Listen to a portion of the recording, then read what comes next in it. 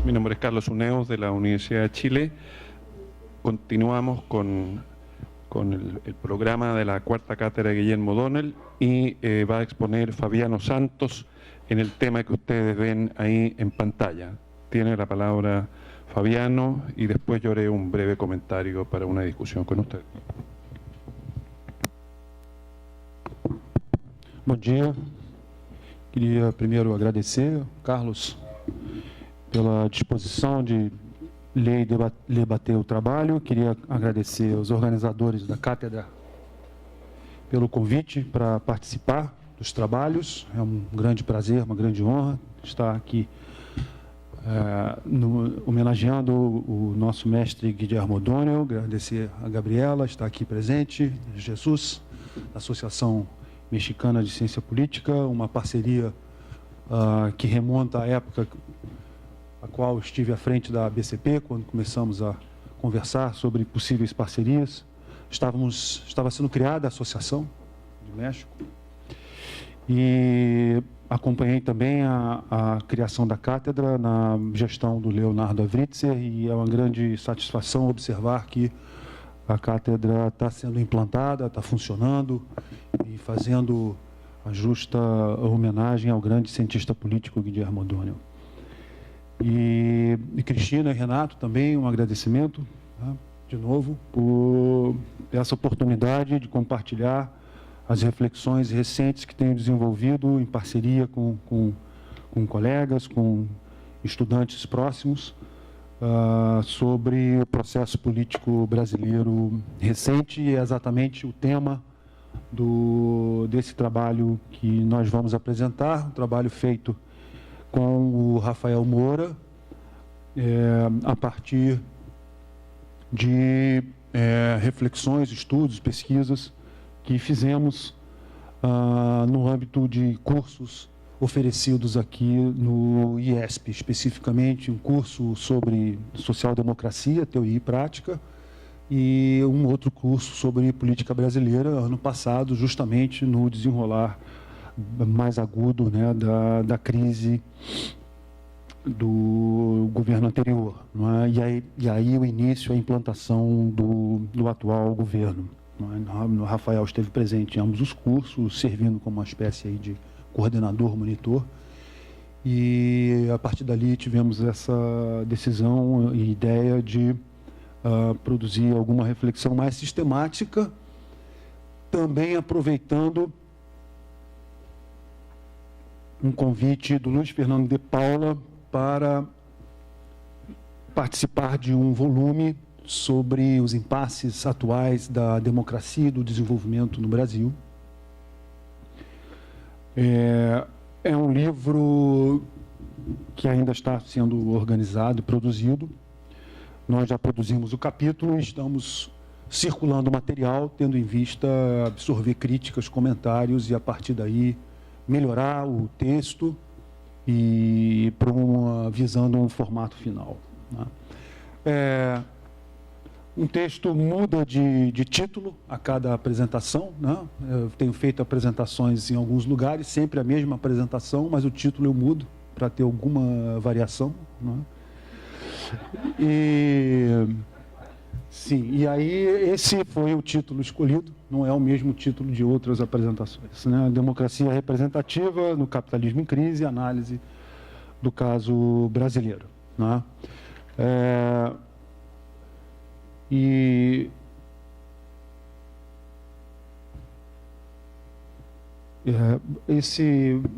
Então, colocando qual é o nosso objetivo no trabalho, né, de forma mais direta, a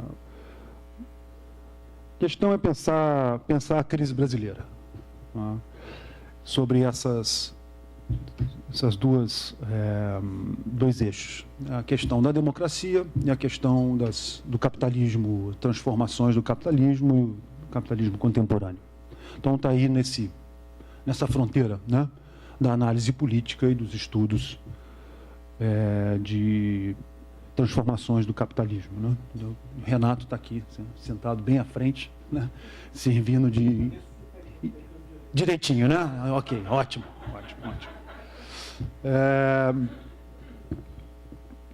Não, certamente tem muitas diferenças, e aí que vai ser o dom, não é isso? E, na verdade, o que motiva é a crise brasileira, não é? E a tentativa de explicar, não é? De uma forma mais sistemática, mais teórica, o que tem ocorrido, né? Como é possível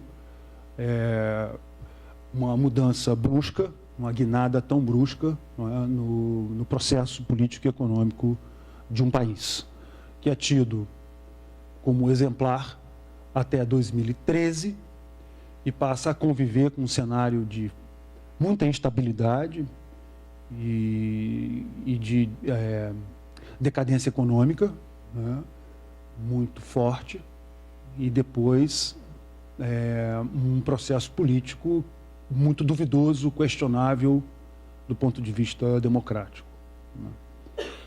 Então, como se passa, né, de um caso exemplar de sucesso para um caso de possível trajetória de fail, para colocar nos termos do Acemoglu e do Robinson, né?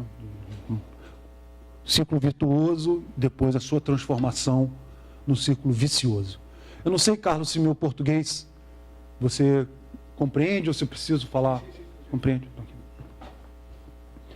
Então, essa é a motivação, tá? É a motivação e é o que nós tentamos pensar, que estamos tentando explicar. A proposta é produzir uma explicação, um argumento sintético, né, para dar conta desse fenômeno, né.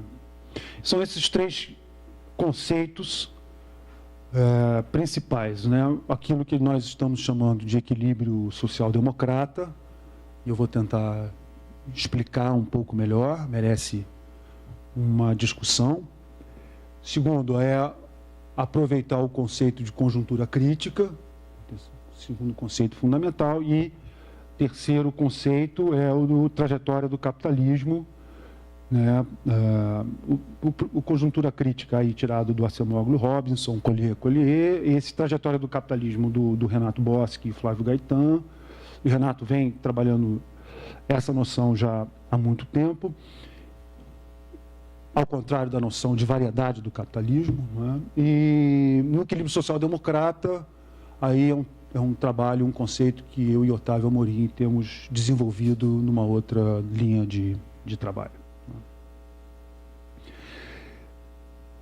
Social-democracia, equilíbrio social-democrata. Então, a nossa ideia é a de que a Carta de 88 tem uma clara inspiração social-democrata, mas esse potencial, esse desiderato é deslanchado efetivamente em políticas públicas, né? Se aproxima mais no que tange o estilo de organizar coalizões políticas, político-partidárias e societais, não é?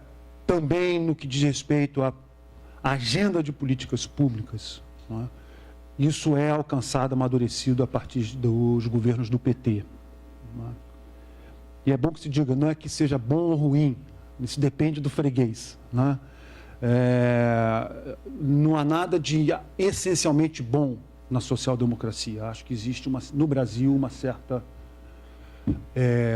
reificação da social-democracia. Há muita coisa de ruim, não é? Nas experiências social-democratas dos países europeus, né? Muita coisa de muito ruim, assim como no Brasil. Então a questão não é elogiar este governo com este equilíbrio, com esse conceito, não se quer elogiar um governo, né? A noção a intenção é descrever, né? É conceitual, analítica e descritiva. Então, a nossa ideia é que, por institutional drift, por reforço institucional, pelos fundamentos mesmo das instituições criadas em 88, em funcionamento, né? Pelo funcionamento dessas instituições, há um institutional drift, né? E, a partir de 2003, o equilíbrio, né? Essa noção de equilíbrio social-democrata. A conjuntura crítica, então, são fatores exógenos externos, inteiramente contrários ao controle e à vontade dos atores políticos internos e que tem a capacidade de reconfigurar dramaticamente a correlação de forças político-econômicas no âmbito interno. E a trajetória de capitalismo é essa noção de que não há necessariamente uma variedade de capitalismo, um modelo de capitalismo cujos parâmetros se reforçam uns aos outros e é estático no tempo, né? É possível, numa mesma experiência histórica, haver a tentativa, por diversas razões, de mudança no modelo de capitalismo implantado, justamente o que tem ocorrido no Brasil, né? Uma certa instabilidade de tentativas de implantação do modelo, tanto de coordenação estatal para um modelo mais liberal. O que a gente observa de 2016 em diante é a tentativa, né? Um experimento radical de modelo de variedade de capitalismo coordenado pelo mercado. Então, em síntese, né, nosso argumento, a hipótese é que uma conjuntura crítica produz efeitos econômicos drásticos no âmbito interno, reconfigurando a correlação de forças, uma conjuntura crítica, né? E no sentido de fortalecer e empoderar atores favoráveis a um modelo de coordenação do capitalismo baseado no mercado. Okay? Fundamentalmente, ou seja, a conjuntura crítica produz a ruptura do equilíbrio social-democrata, que, por sua vez, vai gerar uma nova configuração política, uma nova coalizão política em favor de um modelo radical coordenado pelo mercado. Esse é o argumento para explicar a conjuntura brasileira. Em síntese, é isso. É isso. Nós dialogamos com o que nós estamos chamando de duas perspectivas de análise do caso brasileiro, uma que a gente chama de perspectiva internalista, né, que privilegia, perspectiva internalista privilegia, como o nome diz, variáveis internas, né, endógenas ao processo político-econômico, como, por exemplo, decisões equivocadas de política econômica, né? Ou a natureza da coalizão, a maior ou menor estabilidade ou instabilidade de uma coalizão, menor ou maior heterogeneidade de uma coalizão societal ou política. E, portanto, conflitos dentro da coalizão. E a perspectiva que a gente chama de externalista é aquela que privilegia fatores exógenos, externos, como produzindo efeitos drásticos, não é, sobre o que ocorre no âmbito econômico interno ou político. Por exemplo, né, mudando a estrutura de incentivos e oportunidades, né, para os atores. Nós não vamos nos aproveitar dessas várias correntes, né, e produzindo aí uma síntese, né? A nossa perspectiva é que nenhuma delas, isoladamente, consegue produzir um argumento parcimonioso, sintético, para explicar a crise brasileira. Um trabalho exemplar de perspectiva internalista do Bresser, por exemplo, que sempre enfatiza a questão do câmbio, né? A incompetência dos governos para lidar com a taxa de câmbio e, assim, retirando competitividade das manufaturas, né? da indústria brasileira no âmbito internacional. Hoje o capitalismo é globalizado, baseado na produtividade e na exportação. Se o câmbio não é competitivo, a manufatura não se estabelece, sempre vai perder no âmbito, né, do comércio externo para um produto de outros países. O produto... Oi? Interno também. Ah, sim, então. Exatamente.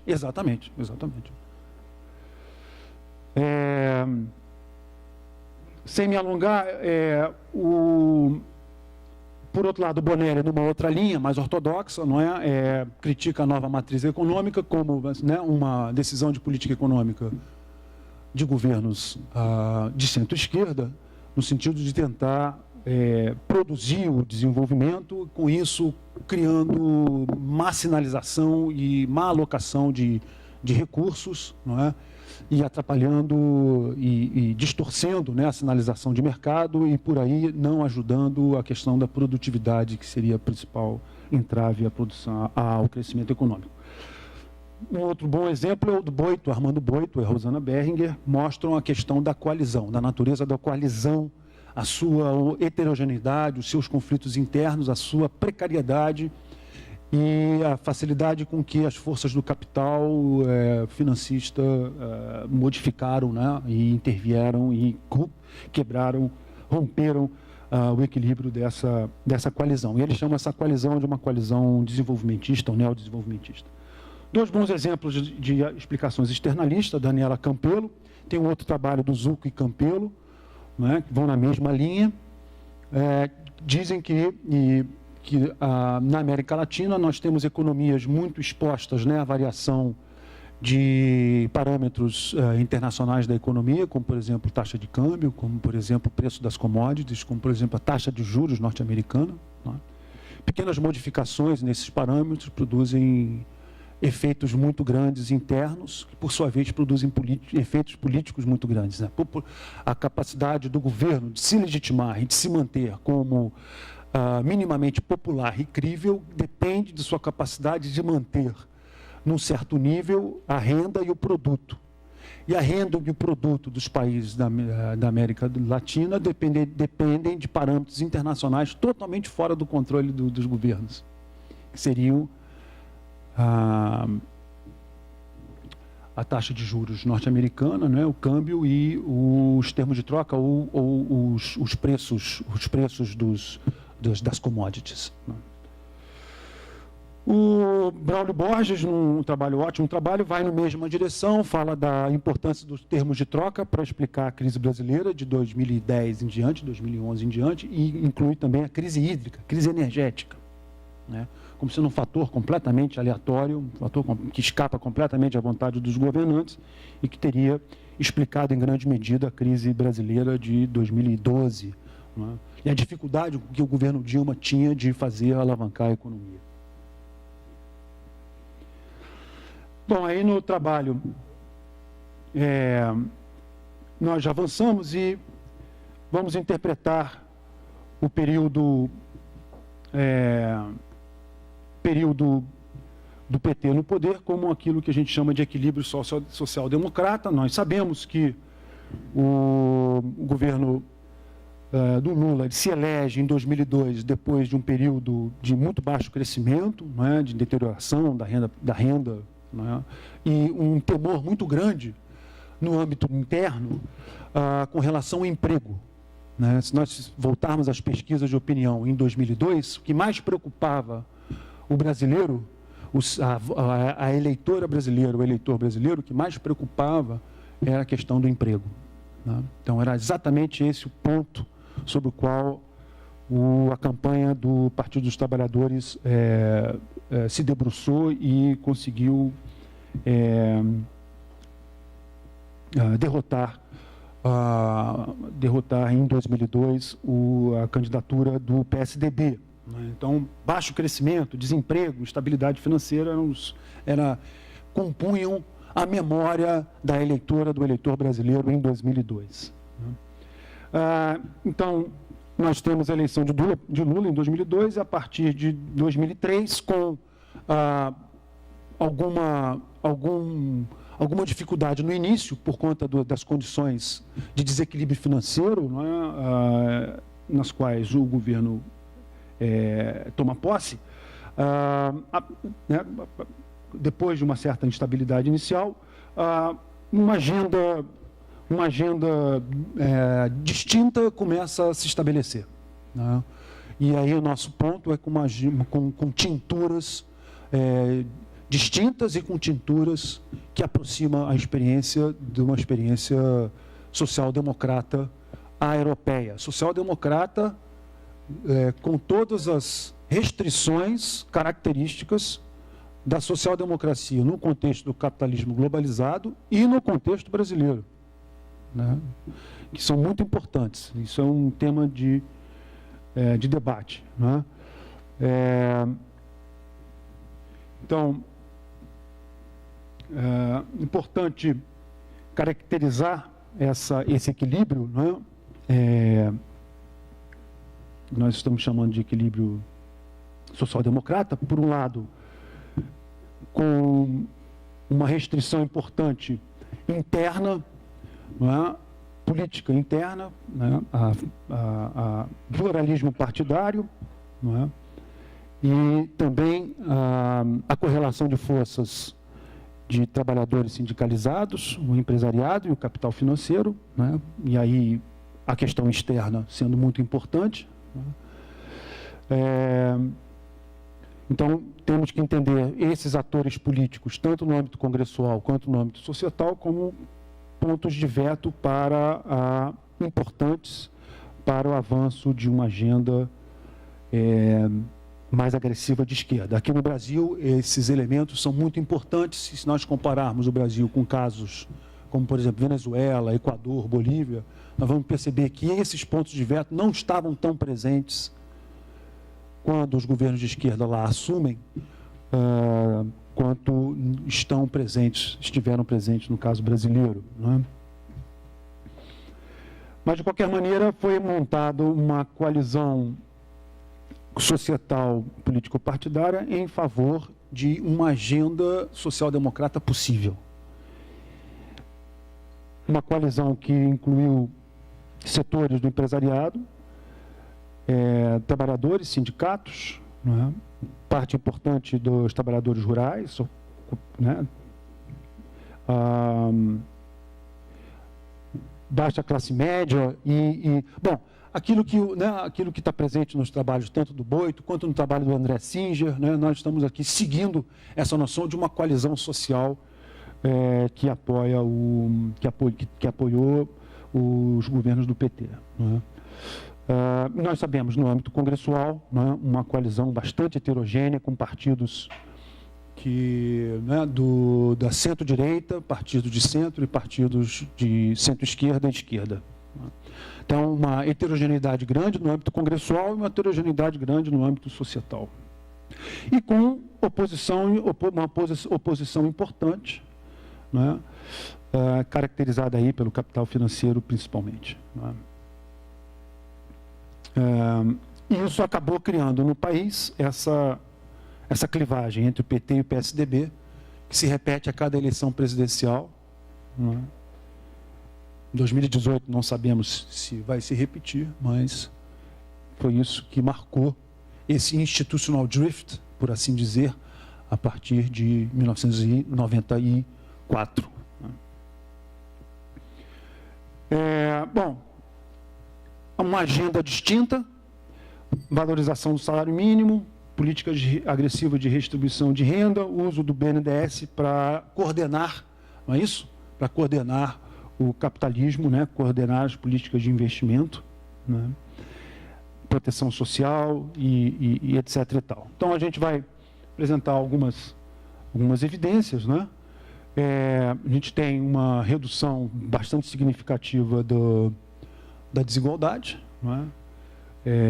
Que já vinha ocorrendo, não é? Mas há um ponto interessante de inflexão a partir de 2002, 2003, não é? Com uma acentuação dessa curva, ok?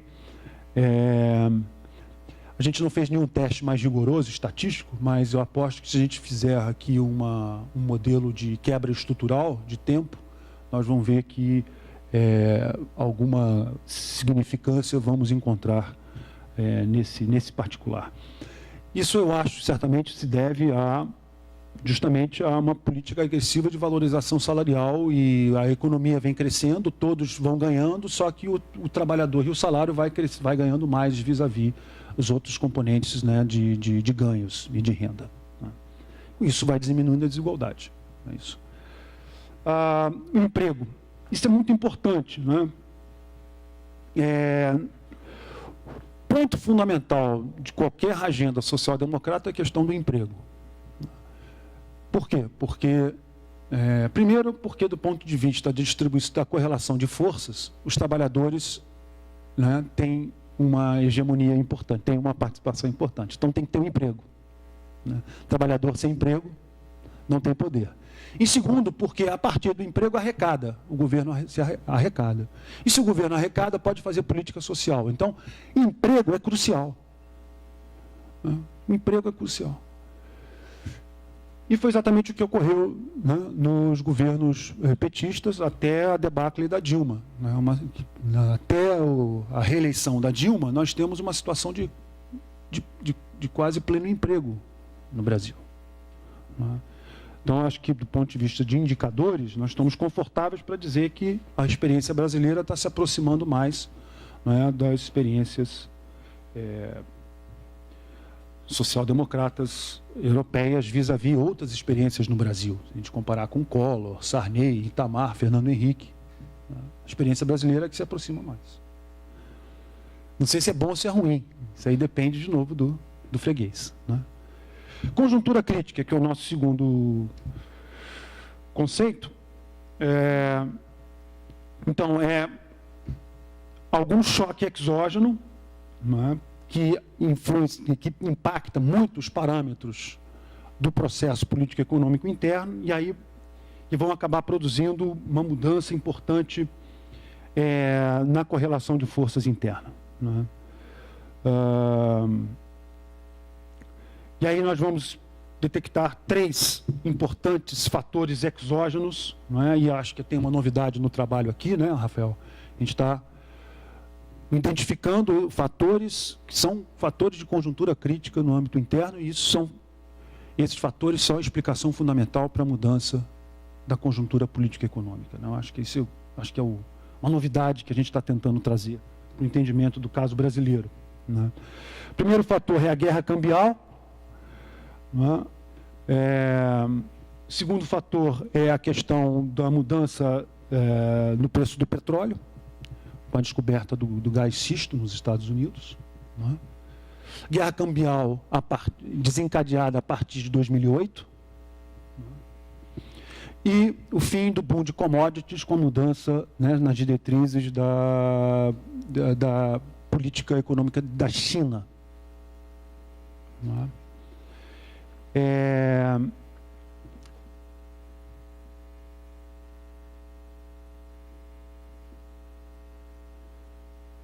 A gente tem uma série de dados aqui, né?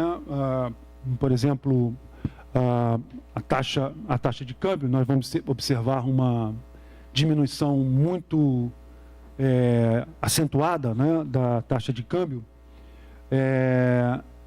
e a partir da crise né, nós temos uma elevação em 2008, né, e depois uma elevação por conta mesmo da crise da instabilidade financeira, e depois uma redução importante a partir das decisões dos países centrais de fazer uma grande enxurrada, né, de liquidez, né, para dar conta da crise financeira de 2008.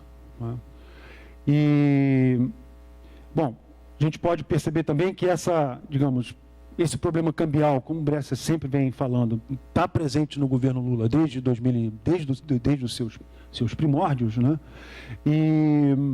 Mas o ponto aqui é que a questão cambial acentua a doença holandesa, não é? E acentua a dependência da economia brasileira nas commodities.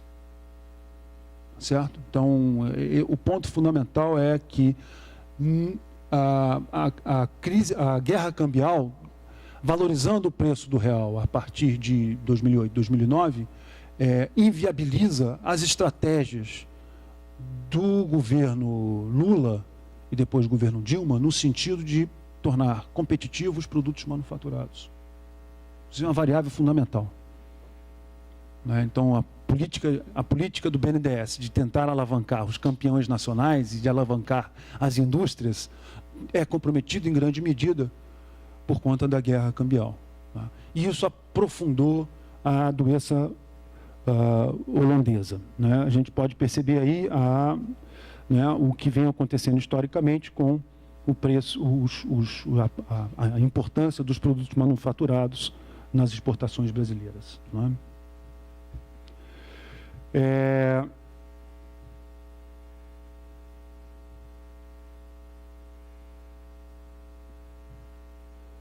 Aqui não estão... Bom, a gente tem, voltando então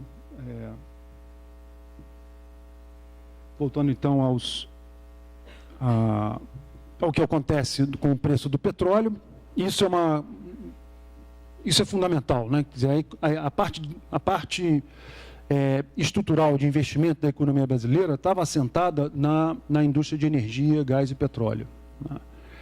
E o que acontece com a descoberta do gás xisto é uma mudança radical nos preços internacionais do petróleo. Isso tem um impacto fundamental, essencial na Petrobras, né, que era o centro a partir do qual se irradiava a política de investimentos e de dinamismo da economia brasileira. E que justamente derroca, né, o valor da Petrobras, né, e acaba provocando uma pressão muito grande sobre a capacidade de arrecadação, né, do governo brasileiro. Tá? Então, nós temos o agravamento da doença holandesa por conta da guerra cambial, a parte dinâmica da economia, não é, mais de ponta, né, de tecnologia, centralmente afetada pela queda dos preços de petróleo e pela desvalorização, né, das ações do valor, né, a desvalorização das ações da Petrobras, com a descoberta do shale gas, né, e depois o fim do boom das commodities.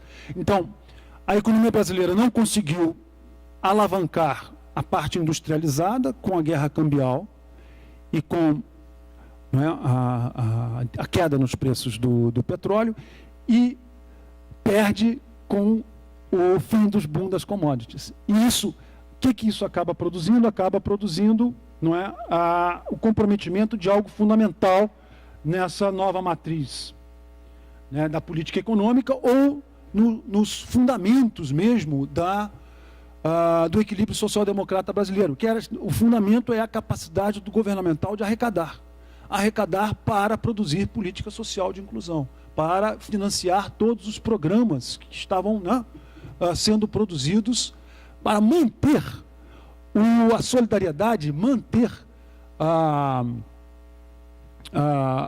lealdade, né, desses atores sociais. A classe média baixa, tá certo? O assalariado, não sindicalizado, tá certo? O chamado lumpen, né? Todos esses atores sociais estavam assim, solidários, leais ao governo, mantendo o governo popular por conta da capacidade do governo de arrecadar e produzir políticas sociais. Por sua vez, essa capacidade de arrecadação estava assentada na capacidade de arrecadação a partir da exportação de commodities e da indústria de petróleo, que por sua vez estão sendo afetadas pela conjuntura crítica. Isso vai quebrar o fundamento do equilíbrio social-democrata, a capacidade do governo arrecadar. O que faz a ruptura? O que faz esse comprometimento da capacidade do governo arrecadar? Empodera o ator de oposição fundamental ao equilíbrio social-democrata. E quem é esse ator? É justamente o capital financeiro. E o capital financeiro começa a ganhar o jogo. Né? Começa a ganhar o jogo. O que o capital financeiro faz? Começa a pedir mais para manter, não é, o financiamento do governo. Nós sabemos que o governo brasileiro, não é, uma economia que poupa muito pouco, o gasto governamental é mantido pela venda de títulos públicos no mercado. E esses títulos públicos têm um preço. O preço, não é traduzido em taxa de juros Selic. Quanto mais cara a taxa de juros, não é? Quanto mais, não é, mais o governo está pagando, não é, pela venda dos seus títulos, e quem compra é o capital financeiro. E ele cobra um preço para isso. Quanto menor a capacidade do governo arrecadar, mais esse capital vai pedir. Porque mais incerteza, muito obrigado, Paulo, mais incerteza esse capital tem sobre a capacidade do governo vingar o valor desses títulos. Quando o governo perde a sua capacidade de arrecadação, o capital financeiro começa a pedir cada vez mais. O governo Dilma se recusa a... Não, tem um problema que é a eleição do ciclo econômico, né, ciclo eleitoral, não reajusta os preços, né, os preços públicos, pressão inflacionária é muito grande, né, os juros têm que começar a subir, e o déficit público começa a aumentar. Aqui tem um gráfico no paper do déficit público, né? Se nós fizermos aí também um modelo estatístico, nós vamos observar que a capacidade de financiamento do governo mudando dramaticamente, né, de 2012 em diante. Justamente o momento em que a popularidade presidencial, a pressão inflacionária começa a aumentar muito, a popularidade presidencial diminui drasticamente, com isso sinalizando para os atores de oposição à direita a oportunidade de desembarcar do governo, sinalizando também para os atores no âmbito societal a oportunidade de desembarcarem do governo, né? Então, isso muda a correlação de forças, com impacto importante na eleição de 2014, com o aumento das forças no Congresso, das forças à direita, e aí, a partir de 2015 em diante, né, a sucessão de eventos que todos nós observamos. Não vou entrar aqui na análise de conjuntura factual, mas um ponto, eu acho que para debate importante que eu estou querendo pensar, Rafael, a gente tem que, numa nova versão do trabalho, pensar é por que os atores à direita optaram por uma possível ruptura da regra do jogo. Por que não esperaram 2018? Por que a pressa? Por que fizeram impeachment e não esperaram 2018? Quer dizer, eu acho que ainda é uma grande pergunta, né, que não está respondida no paper, mas eu acho que o paper permite alguma reflexão a respeito, principalmente se nós pensarmos no papel do judiciário, no papel do Ministério Público, né, e a pressão que é exercida por esses novos atores no processo político. Eu vou ficar por aqui, me alonguei demais. Obrigado.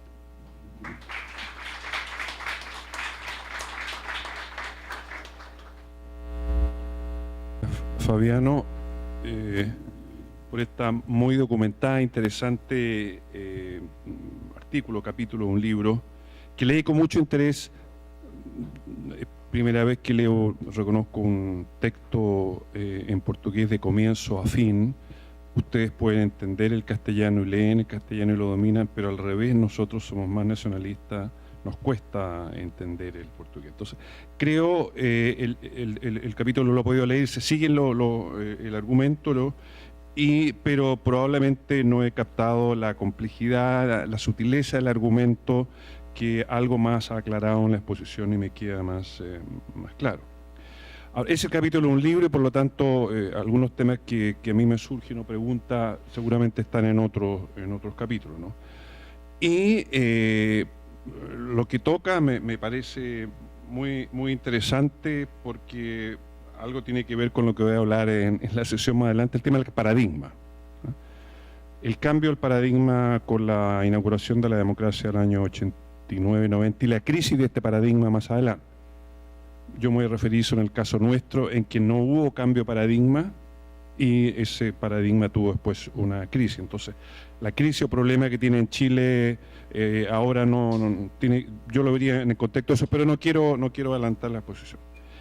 Enseguida, el primer punto que yo quisiera mencionar respecto a las preguntas variables internas y externas, el impacto de las variables externas. Y aquí, como politólogo y por mi formación y tradición, yo fui primero abogado, tiendo a mirar con cierta distancia los factores externos porque siempre hemos estado globalizados, siempre. Nosotros financiamos las guerras en Flandes y las crisis en Europa en la Edad Media y más adelante repercutían en nosotros, ¿no? Ahora, lo que pasa es que la globalización es más rápida. Y enseguida las crisis externas, los factores externos son enfrentados de distinta manera por los estados nacionales. Pienso en las políticas del gobierno recesivas del gobierno de Brüning en Alemania en 1930, cuando vino la crisis económica, que fue muy distinto a lo que se hizo en Gran Bretaña o que haría Roosevelt 4 años más tarde en Estados Unidos, ¿no? Y aquí yo quisiera referirme directamente al segundo punto, es que me gustaría ver o que planteo yo, ¿no es cierto?, en este desarrollo del consenso socialdemócrata o el paradigma socialdemócrata o el desarrollo socialdemócrata. Hay un cambio importante, que es el PT llega al gobierno, el paso de la oposición de un movimiento de origen obrero que tiene esa diversidad de clase que tú lo mencionas, pero es el movimiento obrero que llega al poder, ¿no? Entonces, no sé qué pasó con eso, es un cambio fundamental y seguramente influyó en la definición, en continuar ese paradigma socialdemócrata que no era el propio. Y hay un punto que falta, que a mí ahí te pregunto, yo porque no pude entrar aquí, mi computador no lo permitió. Se usa mucho el tema, o sea, en Brasil, como pasado también en Chile, el tema no es la disminución de la riqueza. Probablemente el paradigma socialdemócrata es luchar contra la pobreza, disminuir la pobreza. Pero se olvidan del poder económico, la concentración del poder económico. ¿Qué pasó con los top 1%? El 1%. Y más todavía, ¿qué pasó con el 0,1%? Que es lo que Robert Dahl llamaba en ese notable libro Who Governs, que son los notables económicos. ¿Qué pasa? ¿Dónde están ellos? ¿Quiénes son esos? Y los gobiernos en este paradigma socialdemócrata, o los gobiernos progresistas en otros lados, el nuestro, en Argentina, Uruguay, ¿qué hicieron respecto a esa realidad que tiene que ver con la distribución de la riqueza? Y ahí quería mencionar, ya es una pregunta que se me hace a mí a raíz del análisis que tú haces. El caso Brasil sería interesante, o lo analizaría yo, desde la perspectiva desde el sistema político, como lo hace Peter Kastenstein con Alemania, respecto a la complejidad y la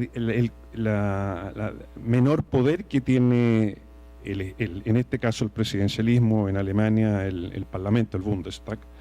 Y él dice es un Estado semisoberano. Es semisoberano porque el Parlamento se enfrenta con una serie de instituciones que coartan, que limitan su poder, comenzando por el federalismo, lo tiene Brasil, y diversos órganos paraestatales. Bueno, sigue con los municipios, no sé cuán fuerte o no sean los municipios en este país, en el nuestro son relevantes, y órganos paraestatales, que en el caso alemán son relevantes el Banco Central, Comisión Antimonopolio, Tribunal Constitucional y otros. No sé cómo sean eso, no tiene ustedes Corte Constitucional, creo que es la Corte Suprema la que hace una función parecida a la del gobierno de Estados Unidos. Entonces, ¿qué es lo que pasa? Hasseltine dice, esta complejidad institucional del Estado, en que el federalismo es clave, genera dinámicas centrífugas que hacen extraordinariamente difícil la formación y ejecución de las políticas públicas, porque tiene que haber concordancia y coherencia y capacidad resolutiva entre distintos niveles del Estado y tiene que haber gran acuerdo. Entonces él dice, junto a esas fuerzas centrífugas, actúan fuerzas centrípetas. Las fuerzas centrífugas en este país las veo claras, y tú las has mencionado algunas. Pero ahí viene y me pregunta sobre las fuerzas centrípetas, que en el caso alemán él menciona dos. Uno, primero, en la sociedad, dice una sociedad unificada, no hay diferencia como en Canadá o en España, diferencias culturales de segmentalismo cultural o regionalismo con distintas naciones. Pero enseguida, especialmente por los grupos de interés. En Alemania hay una organización obrera nacional obrera, la DGB, y una patronal, la BDI. Entonces mi pregunta es, y un sistema de partidos, con pocos partidos entonces, él escribió el año 87, ahora ha cambiado un poco, pero en definitiva son pocos partidos comparados con lo que ocurrió en Europa. Democracia Cristiana, Socialdemocracia, los Verdes y ahora la izquierda. Cuatro. no, y con cualquiera otro europeo, con Holanda, con varios otros, salvo Austria, ¿no es cierto? España también. Bueno. Entonces, ¿cuáles son esas fuerzas centrípetas que tiene el Estado brasileño, concretamente la clase obrera y también la patronal? Tú mencionas la organización de Sao Paulo, que es muy fuerte. No sé si existe una organización patronal nacional. Y enseguida en Alemania lo que tiene, que es muy importante, el capitalismo alemán, y por eso no es lo mismo el capitalismo, tú hablabas de tipos de capitalismo, el norteamericano anglosajón o escandinavo. El alemán tiene una pyme, una empresariado mediano, grandes empresas medianas que tiene una tremenda envergadura y una presencia internacional enorme que compensa y tiene una organización propia que puede actuar paralelamente con las grandes organizaciones empresariales que están en torno a la BDI. Entonces, si tenemos, en el caso brasilero, fragmentación de partidos políticos, con decenas de partidos, debilidad de ellos, no sé cómo sea la organización sindical que llega al gobierno con su presidente, que pierde una cierta autonomía. ¿Cuánto de disciplinamiento hubo eso? ¿Qué pasa cuando un movimiento sindical llega al poder? Es muy distinto a otro en que mantiene, como es el caso alemán, mantiene una independencia respecto del partido político. Es una organización como la alemana que representa a los distintos partidos. En la dirección hay tanto socialdemócratas como demócratas cristianos. Y el último punto que yo quisiera llegar ahí, con esto termino, es si acaso una fuerza centrípeta fue en el pasado el patrimonialismo, porque fue una manera de definir políticas públicas y articular intereses nacional, regional y local, que alcanzó ahora niveles internacionales, con Odebrecht actuando con esas mismas prácticas en otros países. Hay otra empresa, OAS creo que se llama, que le puso un avión a su disposición a un candidato presidencial progresista el 2009 en Chile, etcétera. Y eso llega a un punto en que tiene que reventar, y ya ha reventado con esta complejidad institucional, porque aparece el Ministerio Público y otras dimensiones del Estado que son necesarias cuando llega a tener un determinado nivel de desarrollo económico y político. Por lo tanto, esos son como comentarios y preguntas que al final el cierre, ¿no es cierto? ¿Qué significa esto? Algo lo decía al comienzo, el gobierno progresista que reducen la pobreza y no ven la desigualdad y la concentración de la riqueza y todo lo que significa. Bartels, hay una literatura sobre eso, el 1%, ¿no? En que se estudia cuáles son los factores que lo influyen, pero menos cuánto eso influye en las políticas públicas.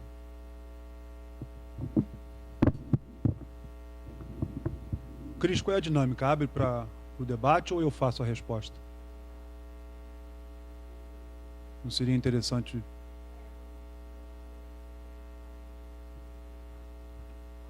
A gente tem até que horas?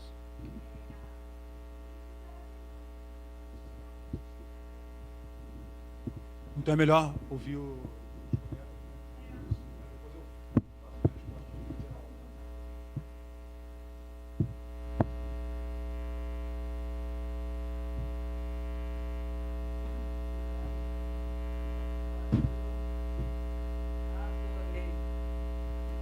Esse capítulo, já vou logo dizer, porque acho que é o primeiro texto que eu leio, recente, que dá conta da crise sem fazer uma análise conjuntural apenas e sem, digamos assim, sem explicar, seja por via como é que se chama, das abordagens internalistas, que são, na verdade, micro, né? Enfim, ou externalistas, que retiram qualquer agência dos atores, né? Você simplesmente tem de fazer. Então, eu acho que o fato de vocês terem usado o conceito de conjuntura crítica é crucial para fugir dessa armadilha, ou da micro decisão, ou de uma decisão que não tem agência, né? Então, eu acho que esse achado de usar conjuntura crítica é, a meu ver, o que possibilita você ter um argumento, de certa forma, mais estrutural, que leva em conta as transformações do capitalismo, as crises, etc., e, ao mesmo tempo, não faz um argumento sistêmico e dar espaço para a agência, né? E esse artigo devia ser dedicado a um autor que Renato e eu gostamos muito, chamado Gurevitch.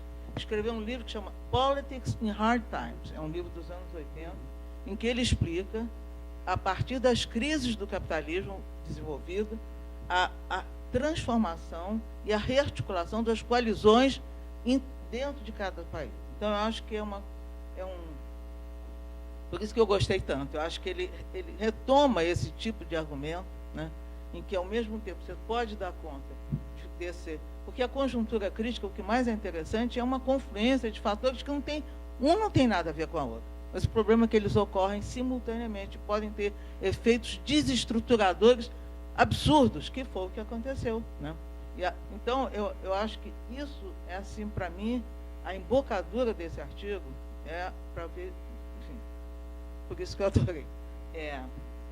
Tem pequenas observações. Primeiro, só o conceito de social-democracia. Há que ter uma perspectiva prescritiva, porque a social-democracia até onde eu sei, é o único sistema que consegue combinar duas coisas incompatíveis: capitalismo e democracia.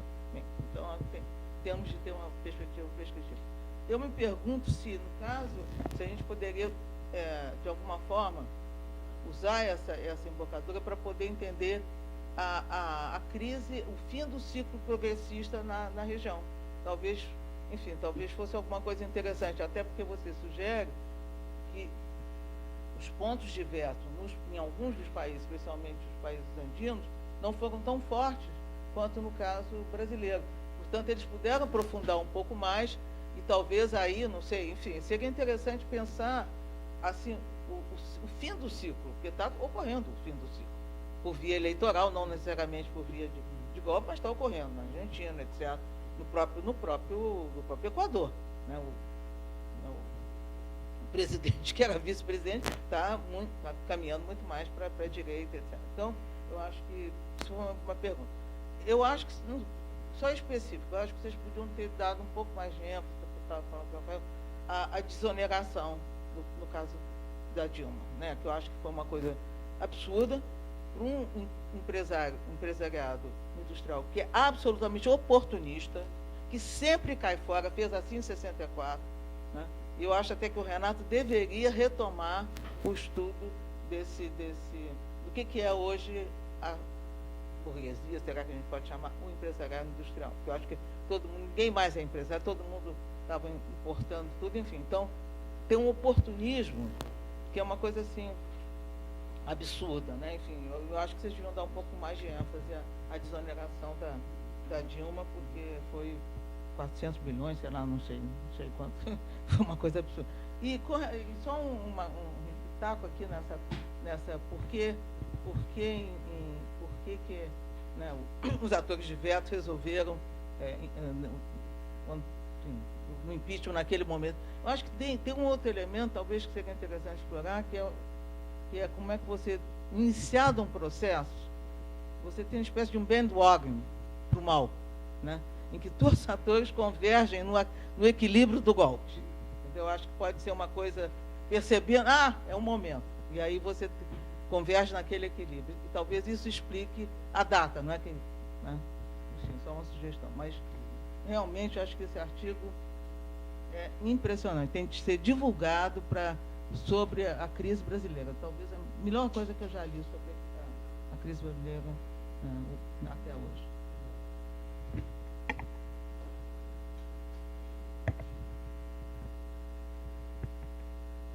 Parabéns também, Fabiano, Rafael. Eu não tive a oportunidade de ler todo o texto, Fabiano, como eu te falei, li mais ou menos metade. E também não tive a oportunidade de ler um texto que você cita ali do Amorim com você. Aliás, depois queria que você me passasse.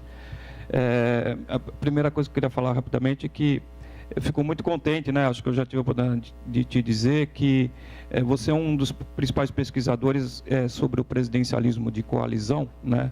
Que, no meu ponto de vista, embora tenha contribuições muito importantes, se preocupa mais, digamos assim, com a estrutura institucional, né, do processo decisório, mas não se preocupa tanto com o conteúdo do processo decisório, com questões mais substantivas.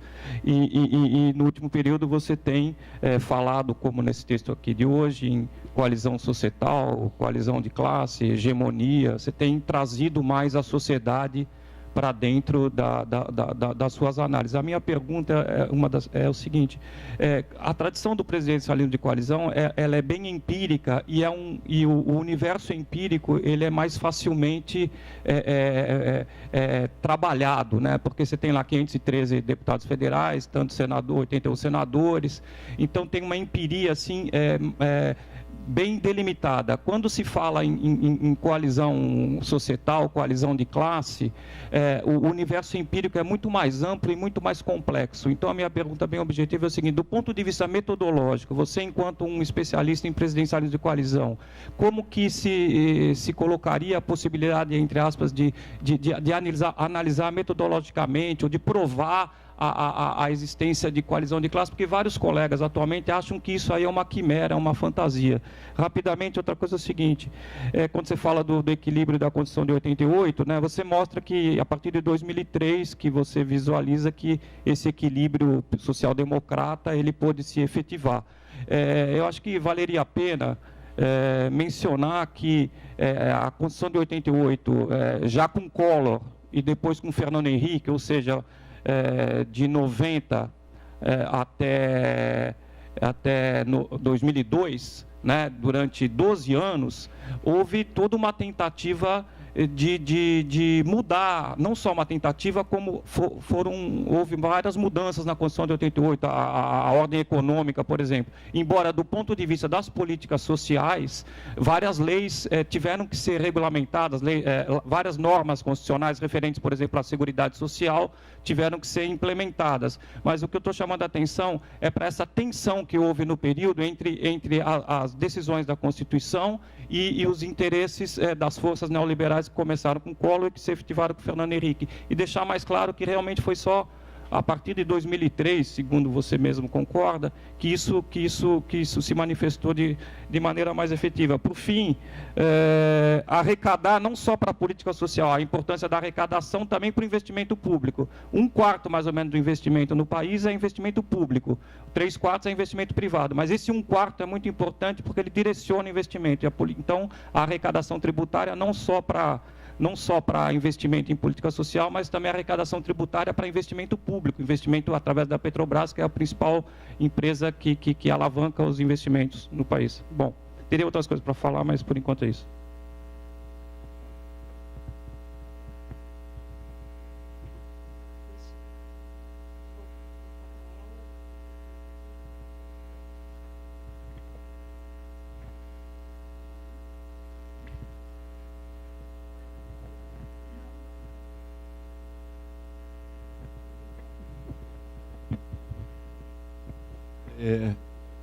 Fabito, obrigado também, gostei muito. Eu dei uma lida no texto rápida e, enfim, achei um texto muito interessante, tal. Minha pergunta é mais, assim, duas coisas, né? Uma coisa é o seguinte: eu fiquei pensando que tem certas políticas, né? O colega ali falou da Constituição de 88. Eu acho que tem certas políticas que, não sei, na minha visão muito leiga em relação a isso, parecem mais social-democratas, que vêm desde a Constituição. A Constituição criou, por exemplo, o SUS, políticas educacionais, coisas no lado das políticas sociais, que empurraram o país ou levaram o país a uma tendência, por exemplo, a tendência de queda da desigualdade. Eu acho que ela não pode ser diretamente ligada a um governo ou outro. Eu acho que ela tem uma tendência mais secular que está acontecendo no Brasil, né? Inclusive, tem gente que está medindo de forma diferente agora. A gente viu outro dia aqui o Pedro, disse que a desigualdade não caiu tanto assim, mas isso também não está falando do topo. Se você falar embaixo, melhorou para todo mundo, melhorou muito mesmo e melhorou e vem melhorando antes, né? Então, eu queria um pouco entender a relação do governo. Eu entendo que tem uma característica e tal, mas como que se encaixa com essa questão que já vinha de antes da Constituição de 88, etc. e tal, né? E no caso da desigualdade, eu acho que tem que tomar muito cuidado ligando isso. Eu acho que, assim, a esses fatores conjunturais, talvez a coisa que mais influencie, que a gente pode dizer que é uma política mesmo, seja a valorização do salário mínimo, tá? Que realmente ocorreu. Mas, por exemplo, o que mais influenciou a queda da desigualdade foi a educação, que não é uma coisa que é uma coisa que vem de antes, entende? O salário mínimo foi sendo apreciado desde 95, se não me engano, e embora tenha sido uma apreciação maior durante o governo do PT, o que é importante, tá? Mas acho que tem que, enfim, tomar cuidado. Queria ouvir um pouco sobre essas questões. Professor, bom dia. Eu gostaria de saber se é intento também desse trabalho analisar entre os fatores internos a composição das forças políticas e econômicas a nível regional no Brasil e como é que elas se comportaram ao longo desse processo, desses 22 anos que estão no recorte do trabalho.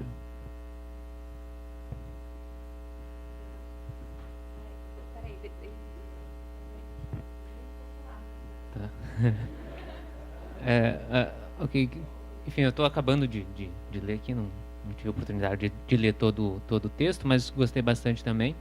A fala esclarece alguns pontos. Eu acho que a professora Maria Regina levantou uma abordagem que deve ser uma preocupação mais geral, né, dos nossos pesquisadores, de tentar, na medida do possível, compreender esses processos macros sem retirar a agência, né? Então, isso, eu acho que fazer essa conexão é interessante, uma proposta nesse sentido. E eu não sei, eu faço uma leitura de que é uma análise importante que pode ser complementada, ou, quer dizer, pode fazer parte de um projeto, de uma perspectiva de trabalhos mais amplos que peguem esse período, com algumas outras dimensões também desse processo de crise no legislativo, na relação do governo. Aí temos o aspecto do judiciário, mesmo alguns componentes societais e econômicos, e, enfim, então, digamos, tem um projeto de livro aí para ser construído, porque e a ideia de conjuntura crítica, eu acho que é um conceito que pode ser mobilizado para pensar todas essas diferentes dimensões desse processo de crise que a gente passou e ainda passa. E aí uma coisa que me veio na cabeça de pensar, né, nesse tipo de abordagem, de trazer o espaço da agência e pensar problemas de medição, de aproximação empírica, né, que o professor Marcos também levantou aqui essa questão. Eu não sei se, assim, é uma ignorância minha pelo campo de literatura desses atores econômicos e da financiarização do capitalismo, como é que isso é abordado empiricamente. Quer dizer, uma possibilidade que me ocorreu na mente, e não sei se alguém fez isso, eu acho que dá para fazer, acho que o dado existe, é ver como grandes gestores, fundos de investimento tiveram seus resultados nesse período, né?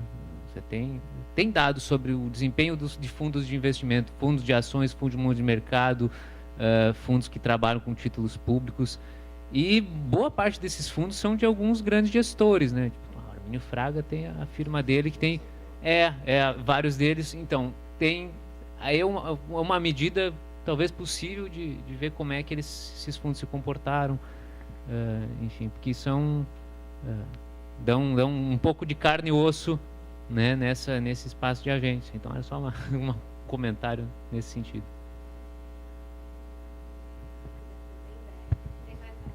Só duas perguntas bem rápido. Uma é uma questão que a Maria Regina tinha abordado, que é a questão das desonerações. E não é só na época Dilma. Por exemplo, na época Lula você tem desoneração PIS/COFINS financeiras, IPI alto, desoneração da folha de receita. E essas desonerações elas foram num volume maior do que a queda de arrecadação. Então, uma questão que eu queria fazer é até que ponto a desoneração, até que ponto o próprio governo ele não deu causa para a falta de caixa dele. E a outra pergunta rápida é... As últimas, eu tenho visto nas duas últimas análises de conjuntura, uma é o Singer, que ele fala o cutucando com onças com varas curtas, que ele fala que a gente teve uma coalizão do capital financeiro para derrubar o governo.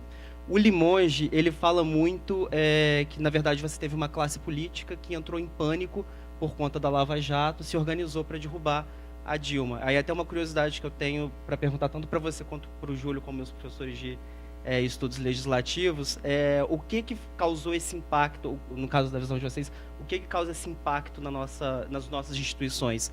Foi uma classe política em pânico ou foi uma conjuntura econômica?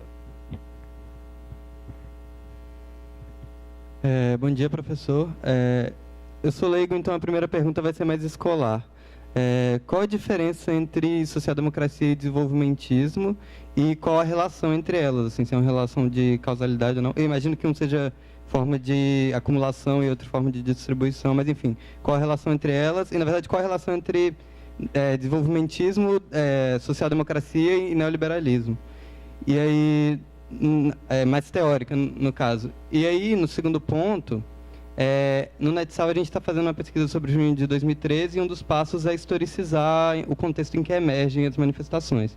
E aí o contexto social e político é mais fácil e o econômico é mais difícil, porque a própria literatura brasileira que tenta classificar o contexto econômico, enfim, atual, contemporâneo, é complicado. Porque há divergências, por exemplo, se o governo do PT foi reformismo fraco, reformismo forte, se alguma forma de neoliberalismo, enfim, alguns mais radicais, tipo Boito, vão pensar que é mais neoliberalismo do que outra coisa, outros vão falar em social-liberalismo, você fala em social-democracia, e aí eu fico pensando pensando no longo prazo, principalmente no Brasil contemporâneo, mas no longo prazo, quais as continuidades e descontinuidades, por exemplo, entre os governos do PT e os outros do ciclo da redemocratização e quais as descontinuidades. O que torna realmente específico e o que torna diferente nesse novo ciclo da redemocratização.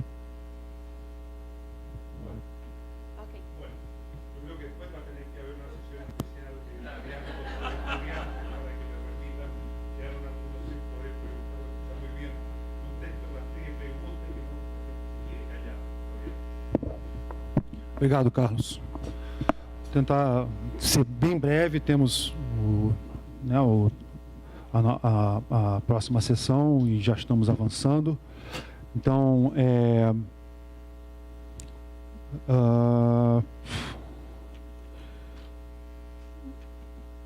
aqui os comentários do Carlos foram muito importantes. Muito obrigado. Os fatores externos sempre estiveram presentes, sim, restringindo aquilo que é possível fazer numa tentativa de mudança de paradigma, não é? No caso dos governos na América do Sul, não é? Por uma democracia com inclusão social, essa foi a agenda que se estabeleceu a partir dos ciclos de redemocratização. No caso do nosso trabalho, o que nós estamos a detectar é a noção de conjuntura crítica, são esses fatores exógenos que ocorrem simultaneamente e mudam inteiramente a configuração, a correlação interna de forças. Então, a correlação de forças que fez a transição democrática foi uma correlação de forças que se manteve mais ou menos hegemônica e que foi avançando do ponto de vista eleitoral até a chegada ao poder na presidencial e congressual dos partidos de esquerda em diversos países. Cada caso histórico tem a sua especificidade, então a possibilidade de avanço numa agenda e na mudança de paradigma, não é, vai ter uma explicação específica por aí. Mas o que ocorre de 2008, 2010 em diante, é uma coisa diferente. Não é? Uma restrição externa, quer dizer, um impacto externo diferente que a gente tenta caracterizar como conjuntura crítica. No ponto que falta aqui, a luta contra a pobreza e a desigualdade, 1%, o Carlos Antônio tem esse dado melhor, os mais ricos, eu não sei exatamente o que ocorre, né, com os mais ricos. Hein, Carlos Antônio, nesse período, esse 1% mais ricos, né, eles continuam aumentando a sua renda vis-à-vis o resto da sociedade, mesmo no período da esquerda aqui na América Latina? Você tem essa noção?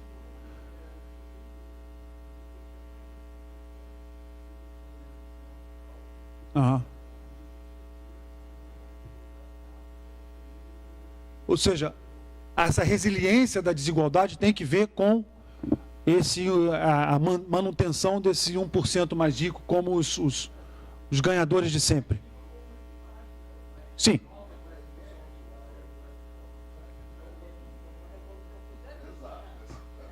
Ok.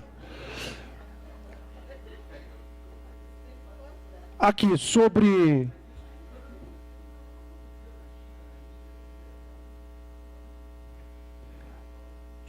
Aqui, sobre forças centrífugas e forças centrípetas, Carlos, isso é muito importante, né? Na análise, você chama a atenção muito bem. E respondendo já alguma questão das forças políticas regionais, o que tem ocorrido no caso brasileiro sim, na redemocratização há uma descentralização do governo, na direção, uma devolução de poder na direção dos estados e dos municípios, mas depois isso ao longo do tempo vai sendo resgatado, principalmente no que diz respeito às políticas públicas. E a capacidade de coordenação do governo central passa a ser muito grande, né? Então esse federalismo é muito mitigado, né, ao fim e ao cabo, e principalmente no que diz respeito à capacidade do governo central de produzir políticas públicas. Os governos estaduais e municipais acabam seguindo e sendo coordenados pelos governos centrais na implantação de políticas públicas. As forças centrípetas, o Renato acaba de sair. Tá aí. O empresariado, né? O empresariado sempre descentralizado, né? Tanto no âmbito sindical dos trabalhadores quanto no âmbito dos empresários, existe uma certa pluralidade, né?